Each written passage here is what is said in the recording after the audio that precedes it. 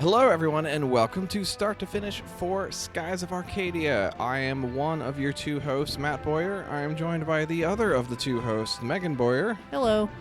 And Megan, I have bad news. What's up? I spent all the party's money on drugs. Again? We have $348 in the account because I spent them all on drugs to have a higher attack power, nearly double anyone else's. Is that really? Maybe you should, spread the drugs around. Nope. Give Gilder some drugs. I don't... Do I have any? Let me see. Gilder, would you like some drugs, please? Gilda. I don't think you have to say please. He'll take them. I have no drugs. Would you like an eel? They're a delicacy, you know. Don't have any drugs. Do have an eel. I've never had eel. I'm trying to think what we're doing. Oh, we are getting some moonfish. What was the thing I was literally telling you about before we got in here? Telling me about moonfish. What's this over here? What's going on? Are you a pirate ship? Are you a cool pirate ship?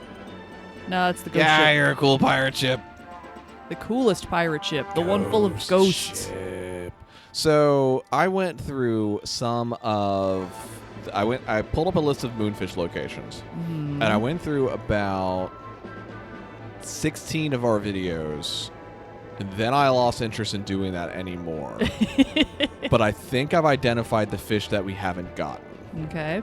I've definitely identified 2 of them, and then stopped caring about it and went, it's one of these last 3.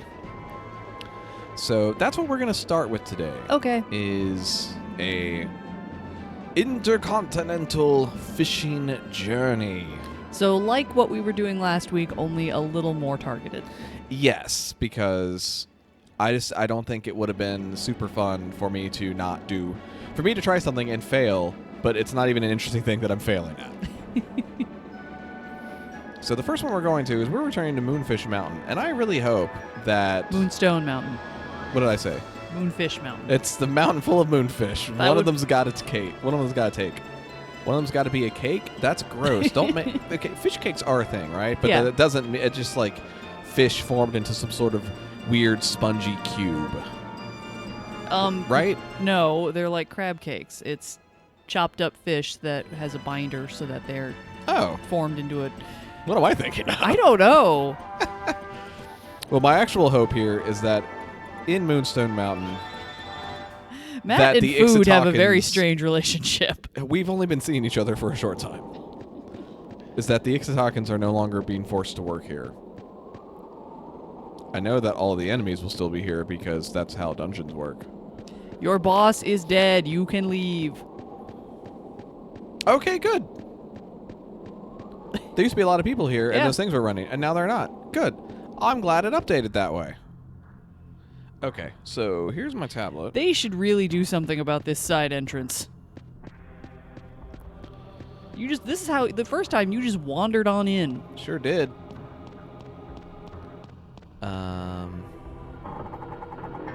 This is going to shortcut me to the back, which I don't know if I want or not. Let me see. So in the guide that I was referring off of, it's a game facts guide. I don't remember who made it. It's the only one that's listed as hard in the game because Moonstone Mountain sucks. Not because it's difficult, but because it's annoying. Okay. We'll stand here and watch Vise breathe for a while. I need to find the elevator and take the elevator up. I'm going to cut back through the blood spike room. How great was that we were only barely aware that it happened? It was like, did you guys hear something? I did enjoy seeing, and DeLoco's dead now. It's true. All right. Take me up. I always hated that part because I was always you went down. I don't know where the elevator goes. I was always so worried about his crew, and then when you see that last shot, it's like the control room is just empty. They all just up out it. I think there are multiple elevators. This is not the only one that I want. I want one of those. Okay. So now we can all his crew just left. It's like, all right, he's not coming. Let's just get out of here. Good. I've got the white map already on. Yeah. Who needs him? DeLoco seems like a. Okay. All right. Let's rank the Admirals by how good they would be to work for. From worst to best or other way? It's way more interesting to go from worst to best. DeLoco would be the worst. Because You are correct. I'm okay. I know- I agree with you. Let me fix my statement there. It's not you are correct on this thing that you already know. I agree with you.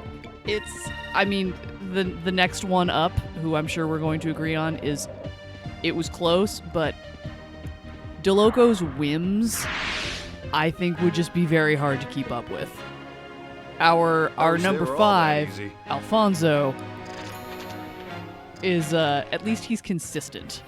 I mean, yes, he did murder his own vice captain to save himself a humiliation, but you expect it from him. I actually don't think I'm gonna put Alfonso at 5th. Like, No? if we're counting Galcian as part of this group, Well, I'm going to put Galcian next. And my reason for that is Alfonso is a coward, but I think Alfonso has a higher risk, has a higher chance of just not getting involved in those fights. Whereas Galcian, I think, is not above using the lives of his men as a piece of his plan. What's going to happen is that Galcian is going to win, whereas Alfonso is just going to run. And I think Alfonso is only going to betray somebody when it has a chance to benefit him personally. But I think a lot of time he's just going to take off. I don't know where this is, so... okay. Well, you're in Um, Ravenclaw, clearly. So that's why I think I'm going to put Galcian next to last. See, I disagree because I feel like Galcian is like Alfonso in that I'm going to go Alfonso and then Galcian. So we're probably just flip-flopping those two. Sure. I'm going to put Galcian above Alfonso because he's like Alfonso in that he's consistent. He has one goal in I wish they mind, were and that all is that power. easy. But he also seems like he has a modicum of honor. I mean, you think about the meeting he called with the other admirals where he says, "This is what we're doing. You come in or not." And people who Alfonso left. He let him go.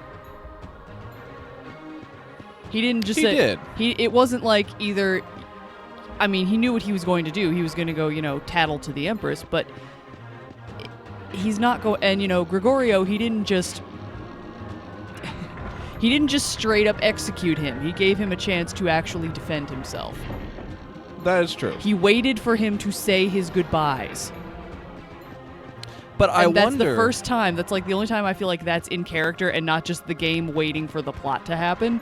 It's like, no, Galcian, he actually made reference. He said, "Have you made your peace?" He let him do that. So the fact that he has a modicum of honor suggests that he's not going to... I don't think he's above using the lives of his crew, but he wouldn't jump to that until he really had to. My only counter/add-on to that is the people you've referred to are people that are on Galcian's a similar station to him. And my counter to that is that prior to Ramirez being made an admiral, he was like a valet. One second. Our cat has become, she's wandered behind the television. And she has a thing about cords these days. So we're trying to shoo her out from where the cords are.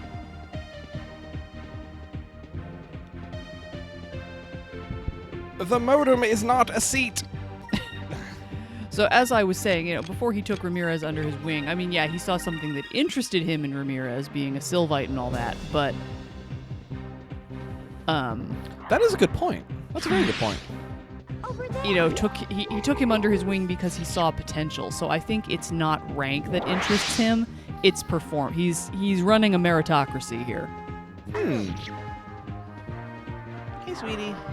He does say Ramirez was far too valuable to me, so I couldn't take the crystal from him. So yeah, it is a matter of value and this old guy was not. Okay. So he does rank people, but he does it as as far as their value to him, but he does recognize value beyond simply furthering his own ends. Oh, honey, I'm not upset with you. I just don't want you to sit there. So I'm going DeLoco, Alfonso, Galcian for those reasons. Okay. I'm lost. I hate it here. Doesn't your thing tell you? No, Like- it's attempting to, but I don't know exactly where I am in relation to where I got Centime. Oh. So it's just like follow the path from Centime and don't deviate from it. You'll pass one intersection. Turn only when you have to. But I don't know where that is. I see.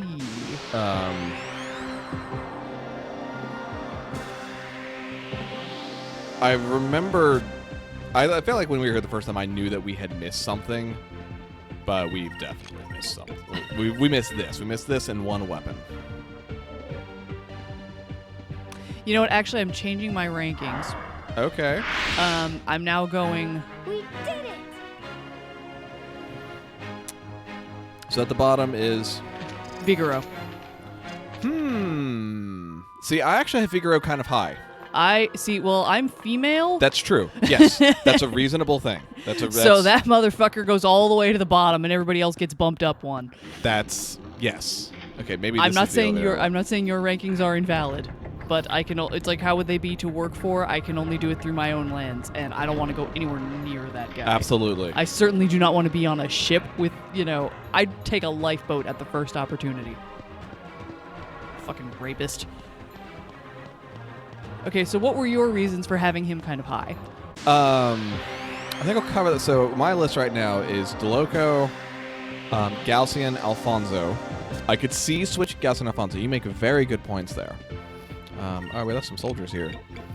After that...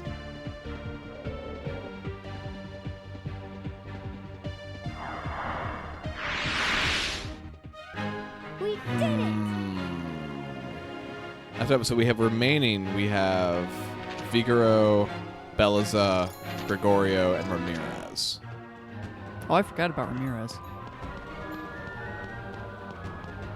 I don't know how. Figaro might be next on the list then, because I think Figaro is... He's so uninterested in fighting that I just don't think you're going to get called to the front lines that often. It's true, but he's so obnoxious. Even aside All right, from... this, I think, this is where we... He was in here somewhere. No, he wasn't. This is where we found Lecher Priest. Let's back up this way. There was a room that just had one guy. There was a hallway with one door in it, and that I think was the Centime door. I was mentally trying to operate off of that double set there, and that's incorrect. See, it's over here. It's one of these,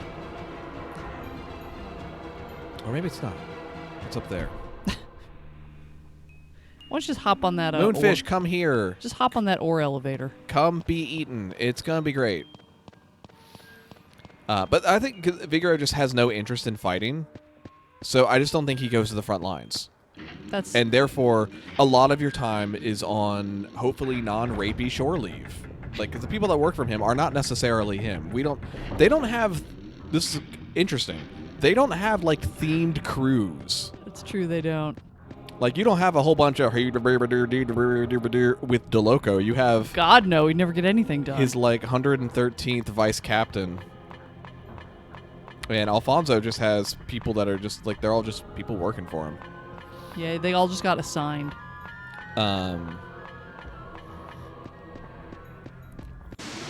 After that, I have We might have the same... I'm wondering if we have the same top three. Gregorio. Okay. Explain. Gregorio is next, and this is not because I think he would be unpleasant to work for. I think he'd be wonderful to work for. I think he's given a lot of the assignments where just hold the line. And if you're on the assignment where you're holding the line, you're not all coming back. And I think he's always going to be good to his men in that. But I think every mission you head out with Gregorio, you're looking around going, a lot of us are not making it back. And that's just because of the nature of assignments that he is given. See, I disagree with that because I think he's not knowing that. Look at his ship. He's going to make sure that his men have and just let me clarify, we're using men as a genderless term here. His soldiers. His soldiers. We'll say soldiers from Okay.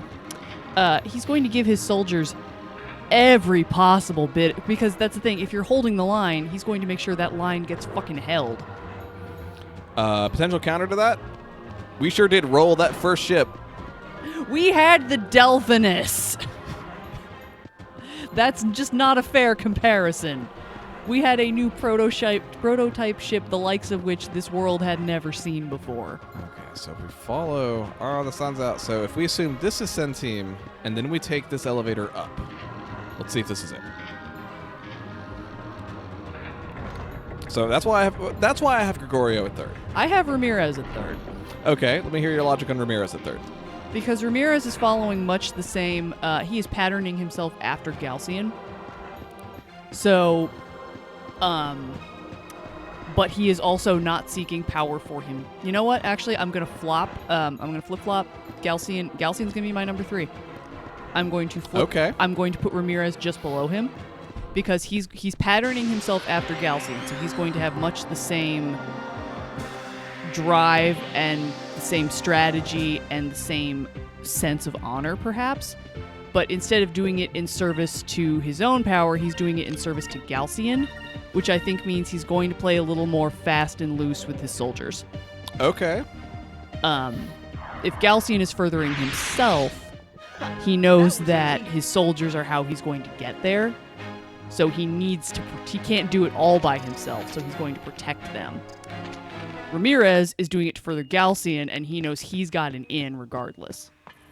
Because he's heard Galcian say how valuable he is. So to that end, he's not going to place the same value on the lives of his soldiers. Yeah! Yeah! Now we can leave. I have Ramirez at 2. Okay. Because 2 reasons. One, Ramirez knows he was given this position at Galcian's behest. And so everything that everyone else does, Ramirez is going to have to do 1,000 times better. He doesn't have, and we'll see this. We'll see the same point returned in number 1. So he doesn't have the family name to fall back on with Alfonso. Mm-hmm. He doesn't have the science to fall back on with, as far as science DeLoco. In quotes here. Absolutely, and and on and on and on. Right. Ramirez has to do this based on sheer tactical brilliance and just the execution of his plans.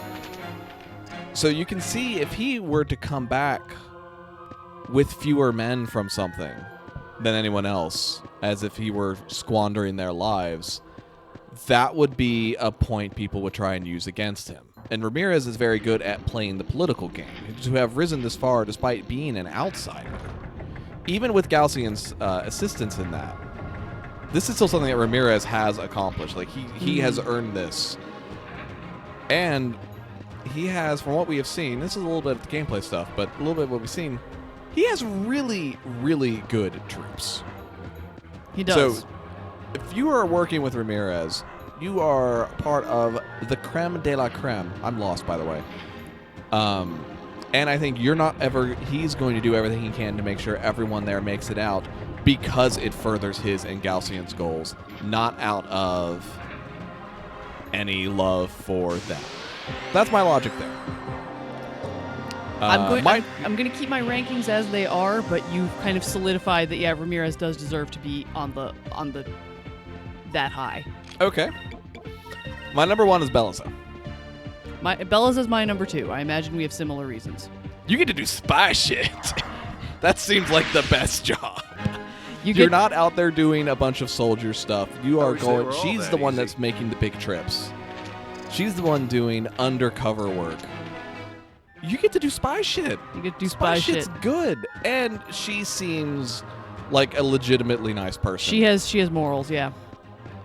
I would say my number 1 and 2 are the only people who I would actually want to work for. Oh yeah, I don't want to work for Ramirez. He'd be better, but I wouldn't want to work for him. Gregorio is my number 1. Yeah, Because he's basically Captain Dad. Captain Grandpa, actually, because he has even more design. Uncle Gregorio, as Uncle we've Gregorio, even seen yeah. him referred to as in here. Yes. And he's not like that weird racist uncle that everyone has. I don't know. He's a very old man. I have no idea what he's like. Gregorio, but he seems very nice. Since he's the defender, and we've seen just what a good man he is going to defend. He defends what's important to him, so he defends his country, and he's going to defend his troops. So not only, yes, it's like you're there to defend, but he's there to defend you. I feel like he is going to go to bat for the least of his soldiers. So, yes. In closing, from top to bottom, my list is Beliza, Ramirez, Gregorio, Vigoro, Alfonso, Galcian, DeLoco. My list from top to bottom: Gregorio, Beliza, Galcian, Ramirez, Alfonso, DeLoco, Figaro. It's interesting how varied it's like we agree on who belongs very close to the bottom and very close to the top, and the middle is just a complete crapshoot. All right, I think this way goes down. Oh, this way leads out, rather. It's definitely leading down. So we got one of the moonfish. Hooray! I'm glad that conversation topic jumped to my mind like as soon as we got in here, because otherwise me getting lost in here and getting slightly annoyed by it would have been not fun for anyone. Well, so here's a conversation topic that's going to be a little more difficult because we're going to have to keep this a little more spoiler-free, even though a lot of these are older games. Matt asked Which me... crew member do I want to date? No, we'll get to that. Matt asked me before we started... It's Lawrence. He's dreamy. Okay, you were saying. You're so fucking weird. Just as a I don't quite know where this came from, but Matt asked me what was my favorite romance in what was my favorite romantic storyline in video games, and he immediately dashed my hopes by telling me that Link and Zelda do not count because they have yet to actually smooch. And I have to say, gang, if they are not a couple in Breath of the Wild 2, we riot. Gather your pitchforks now. I'm with you there. But my pitchforks will not have a lot of durability, so be careful. Yes. My answer, and so we're going to have to not go into spoiler territory with this, so we might not want to, in cases where it's less obvious, we might not want to say perhaps who the couples are, or my answer, why it's so good. But my answer was Dragon Quest VIII. And my runner-up is Final Fantasy VIII, although it needs some translation help to really make that sing. Yeah. And I don't know that Matt gave his answers. I had not given my answer yet. But the reasons for 8 that we can say, at least spoiler-free, because Dragon Quest VIII is available. If you have a 3DS, you can buy it that way. I think it also ended up getting ported to like phones, which is very weird. It's very good. I do believe it is worth your time. Maybe we should do a start to finish of that, and we'll just—it's very grindy, so you can have the controller. We'll have to come prepared with conversation topics. It is very lovely. I don't know where the PS2 is. That's a good reason to not do it. We have it because I've used it. I used it for Suikoden 4 and 5. It's probably in that giant ottoman there with all our other video games. So I do know the PS2 has survived. I do know Dragon Quest VIII is around here. So I think Glacia is our next place. Okay. But the thing about one of the things I love so much about the romance storyline in 8 is it also ends early. It's a very, very, very satisfying ending. And there are multiple endings in 8, and they're all satisfying. They all work toward the same end goal, which is also good. Phenomenal. One thing that's great about Dragon Quest VIII's ending, its big romantic payoff, is you get to best your rival in such a good way. Yes. In both endings. I'm not usually it's so it's so good. I'm not usually the type to be like, my enemy must not only be defeated, he must be humiliated. But boy, when you are. Boy, when I am. You turn into. I have made some demands in this vindictive in the tabletop It's amazing. game that Matt is running. I have made some demand. It's going to come back. He said, "Yay!" Stunning hate. I love it. I have made some demands regarding the current villain, Yeah, I was right. Come here. but it's similar in that one where this dude deserves not only to not get the girl, but to be humiliated in the process. And in both endings, it happens, and it's so great. You Yes. just cuddle up in it and squirm around. It's so good. Let's play that game again. Dragon Quest VIII is a game that does not entirely respect your time. No, I it's would very say, grindy. if anyone's going to play that, I would recommend it. I do recommend it. It's a very good game. It does not respect your time, but it does give you very, very good payoffs. The Dragon Quest games are good. We've played a little bit of 11. It's very good. You still haven't answered about your romance. I know. I'm still thinking. I really like the Squall and Noah. That's not a spoiler. They're literally hugging on the logo. Oh yeah. Oh yeah. Chloe and Max. The way I played it in Life is Strange. Is it's one that made was very important. Is that It made can explicit be. though? It's a decision you make. Okay. Okay. I don't know how you make any other decision. I'll just clarify that slightly. This is in Life is Strange. It is a same-sex relationship. I haven't seen the game, so I wasn't sure. Yes. Um, Chloe Price and Max Caulfield. They're best friends, and that's why I asked, is I didn't know if that was implied or explicit. You have multiple options, multiple choices, multiple opportunities, and it seemed like the only thing to do, so I took them. Good for you. Where am I headed next? I'm heading to Mount Kazai next, because I did not. The one I charged back in to find, I did not find.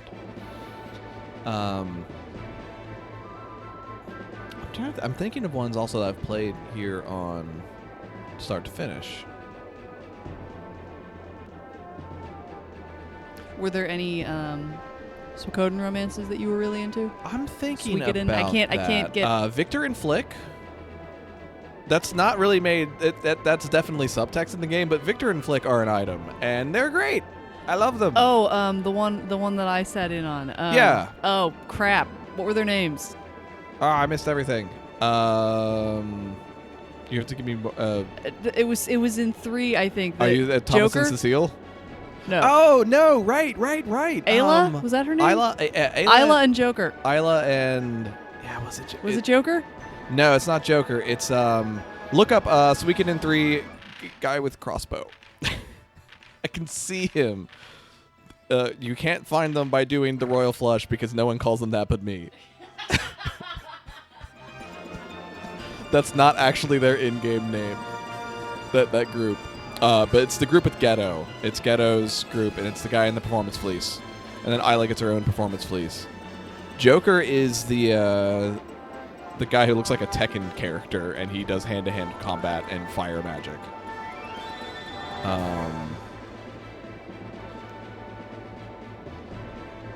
Jacques. Because that's why I was thinking Joker. Because Yeah. good. Because the internet was not helping. I was getting Oh, they were good. getting some actual couple's Instagram. I liked Thomas and Cecile as well. That's right. Oh God, let's play that game again. And Jarun, and which is the name I gave to the protagonist, the prince in Suikoden 5, and Leon. She's very good. She's very nice. Shout out to our friend Nathan for coming up with the name Jaroon at random, I think for a tabletop game in high school, and Matt has continued to use it forever. No, it's the name he chose for Jerun. I know I mentioned this in this Weekend in 5 video, but that's been a long time ago. That was a name he chose for his the main character in Final Fantasy Tactics, and he did that by pulling a number of Scrabble tiles out of a bag. And I love it. I love the name Jaroon. It's so good. Good job, Nathan. Okay, so I did not get the one from in here. I do love the dungeon music in this game. Oh, yeah. Once you've filled the central room to the top of the water by pressing all 4 blue switches, use the decline attached to the rod to drop down to the bottom of the room. One door down there, go inside, walk into a wide cavern where your underwater suit will come off automatically. Okay. How about I do that before I look around anymore? Yeah, fill the central chamber is Oh, what I I'm did hearing. that. I Oh, know. okay. Yeah, I just need to go to the central chamber and then jump all the way down. I love this. I want to wall jump off of these by, like, stopping time. Am I remembering correctly in that the animation is not automatically making you spin around the rope? You just do that. Yes, that's correct. The game does not make you do that. I don't know Every how to go time. down. I don't know how to go down those any other way. I forgot that was just an affectation I have. All right, here's the central room.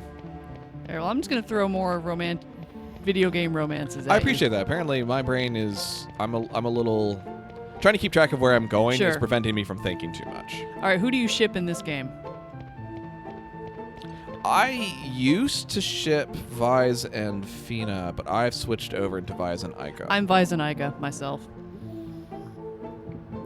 In the same way that I have, as a youth, I liked Aerith, but as an adult, I prefer Tifa.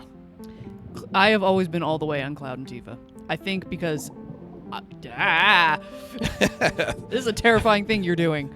That was a lot more horrifying than I remember it being. I think going because I knew the big thing that happens, and I mean you can say it now, right? Aerith dies. Aerith becomes one with the planet. Yes, Aerith dies. I don't think there's anybody who doesn't know that. But I didn't play Final Fantasy VII at the time. I watched Matt play it much later. So I went in knowing that. So it was like, okay, don't get attached. But also the later stuff that they do is they seem to have pretty clearly made the decision that no. Oh yeah, to Aerith be crass, they fuck in the game. They do. Yes, Tifa, there is- Tifa yes, and Cloud. Tifa Yeah. and Cloud. There is a lovemaking scene. They just cut away from it, but it's right before everyone thinks they're going to die. That's the time to do it. But they seem to have made explicit I guess to prevent everyone from getting so torn over which girl they liked better. It's like, no, Aerith and Zack were the thing. She was drawn to Cloud because he was patterning himself after Zack. As a couple, I might prefer Zack and Aerith to Cloud and Tifa, just because Zack and Aerith are very cute. Because Aerith is the thing that they miss in Aerith's very dreamy planet protectorness, but you definitely see in Crisis Core. Aerith is weird. Aerith Zack is is also weird. pretty damn weird. Aerith is weird at a very. It's not all the way into Manic Pixie Dream Girl stuff, and what's nice is she's never there to fix Zack's problems. She's a little out there, and I really like that. And so is Zack, and so they ping off each other in a really satisfying way.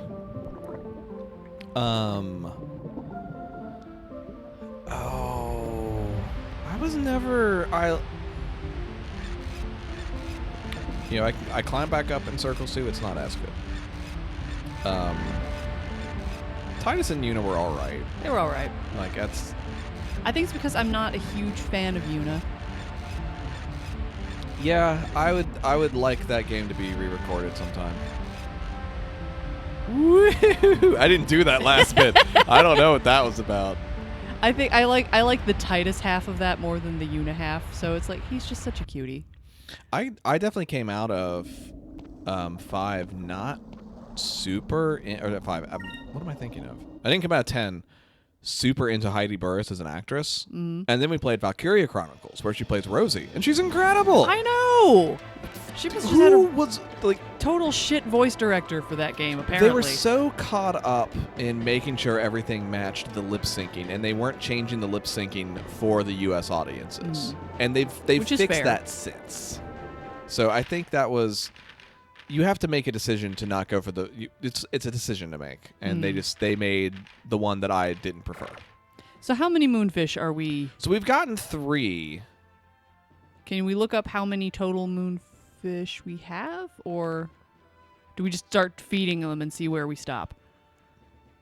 Well, the one that I don't think I've gotten is. There's 2 in Dangrel Island, and I only think we got 1. So I think we're going to Dangrel Island. And while at Dangrel Island, we'll do the plot. Oh dear.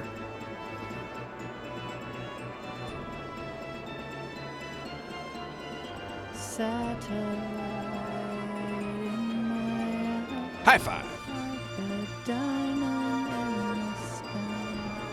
How I wonder. Isn't the line Diamond in Disguise? Might be. Yes. Trying to figure out what Dave Matthews is saying at any given moment. We were playing. Okay, so we're watching the Giant Bomb endurance run of Shenmue. Which in is what honor- sparked the conversation about romance. Because there was, Was a it? Yes, because Dan Reichert made a joke about, yes, one of those fabled romantic couples, Shenmue guy and Nozomi. That's right. Because that game is not romantic in the slightest. But maybe wants you to think it is. It's very weird. So we were rewatching that, and Hi, Doc. there's this Oh, whole. look at Sailor's Island from up above. Oh, it's so good. That's so good. Oh, this is such a good But there's a whole extended sequence where you're trying to find a particular warehouse, and so I was continually singing at the warehouse because there's a Dave Matthews Band song called Warehouse, and that is literally the only line I know. Not because I haven't heard that song a lot. I've heard that song a lot. We are way into Dave Matthews Band. Look at this. Don't you just love these videos where Matt and I are just having completely separate experiences? God, I hope they do. How about we were talking about Dave Matthews and having this delivering this monologue, and you're just giggling at graphics. Anyway, I don't know the rest of the words to that song because you cannot tell what Dave Matthews is saying ever for any reason. It's very true. All right, well, let me I go. love you, Dave. Enunciate. I need to head to where DeLoco's ship was. Should you save? Yes. Thank you. You're welcome. Don't get off ladders that way. I have to. It's part of my religion. All right, slot 4.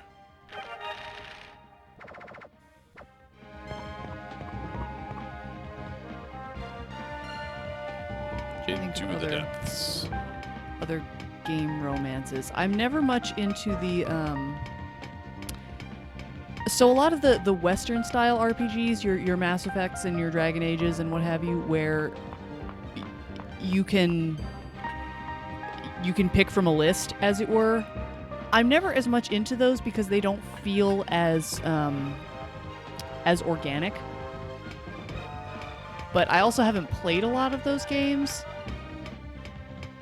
So that could just be me, but I'm never really invested in those because it seems a little crammed in. Yeah, I know when people talk about modern video game romance, especially like RPG romances, a lot of people are going to point to BioWare games, and I don't like BioWare romances. I think a lot of my problem with modern Western RPG romances is the point seems to be to get laid. Yeah, it does seem like that's kind of how the story ends. A subversion of that I do really like is in... I'm just kind of clearing the map out a little bit here. Baldur's Gate 2, which is a very old, very good, very early game. Oh, enemies. Came out in 1999 for the personal computer.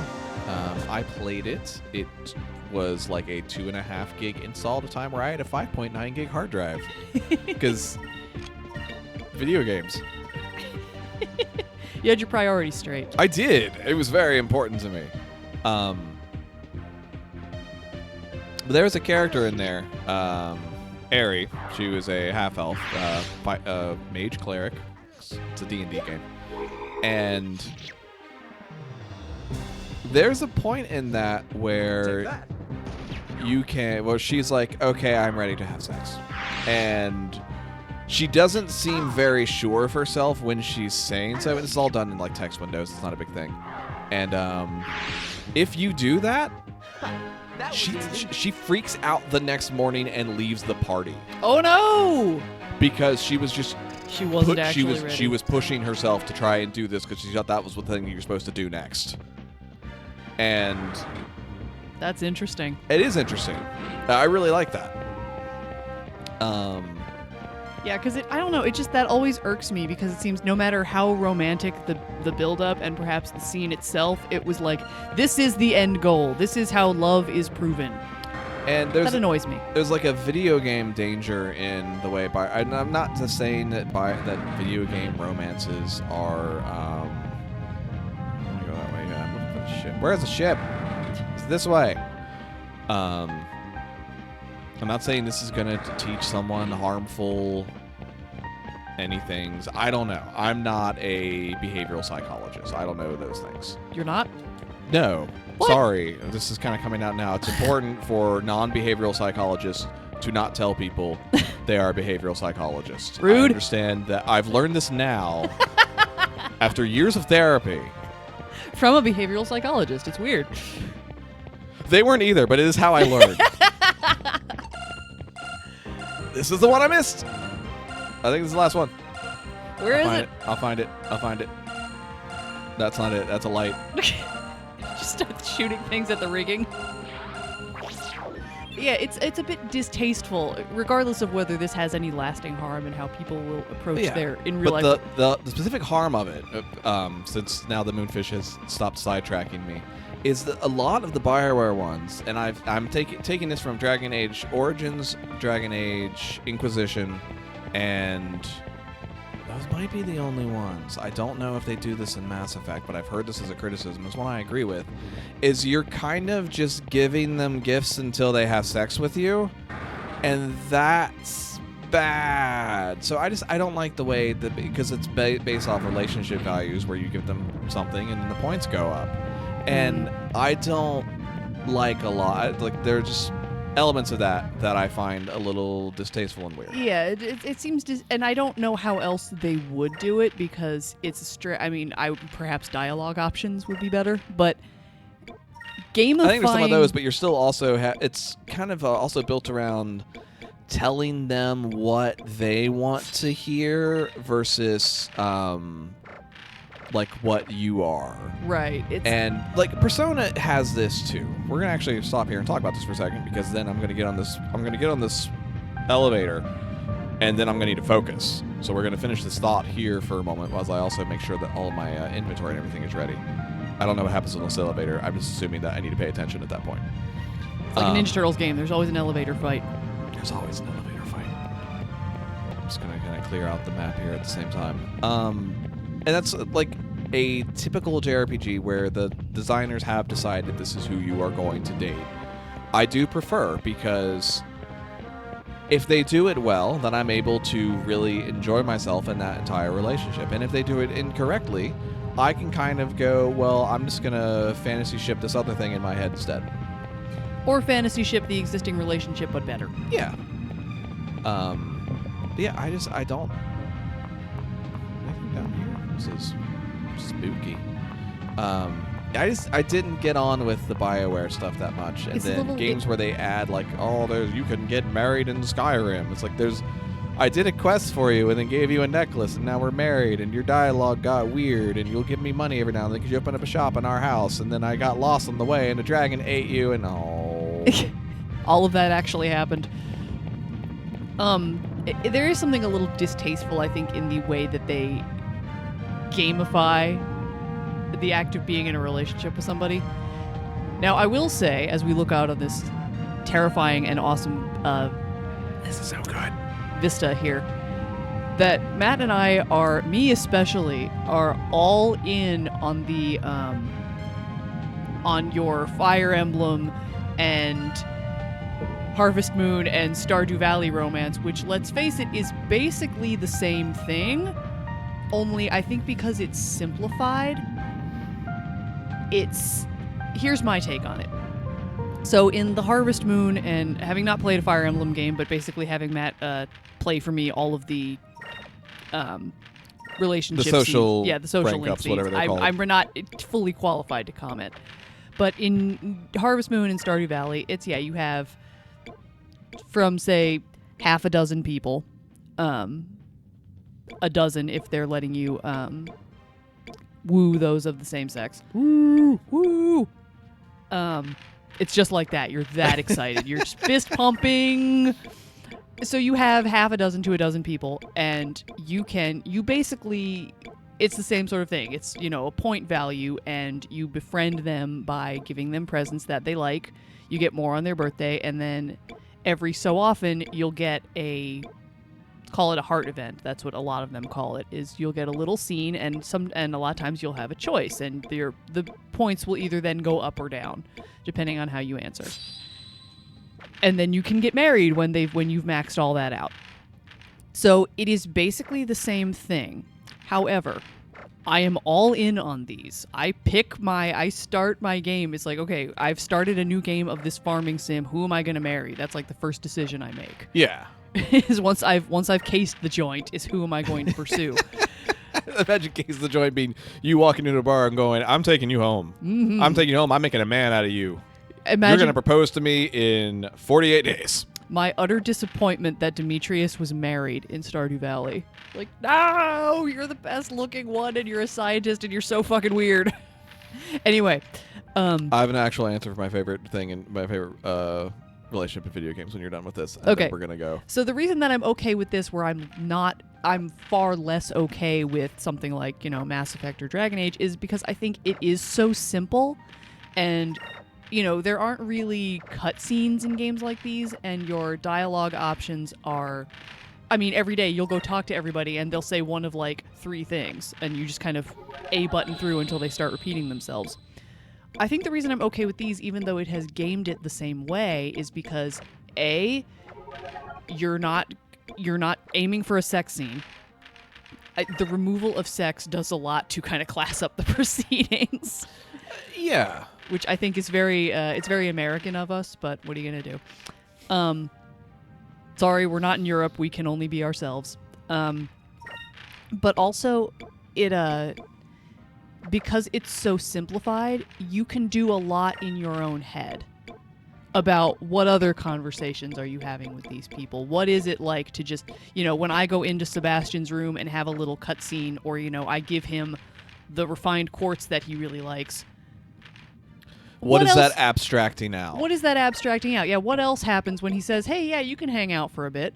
I'm not actually going to in the game because I have mining to do, but yeah, then in my head, it's like, okay, well, let's just pretend, let's fictionalize this even further in our fiction that, yeah, we hung out for a bit, we played a board game. What did that look like? Were we playing footsie under the table? Because it's so simplified, you can do a lot in your own head. And I do. And I think that helps it, because it gives you a framework to hang things on that lets you stay in character and also lets them stay in character. Yeah. In this essay, I will... All right, Matt, tell me who your favorite video game couple is, and then get on this elevator. It's from Hakuoki, Team Into the Fleeting Blossom. Yes! And it is Hakuchi Yukimura and Shinpachi Nagakura. And we're No, off! that's the wrong one! That's the wrong one! Episode over. Goodbye! Goodbye. Start to finish for Skies of Arcadia will return tomorrow. Thanks for watching.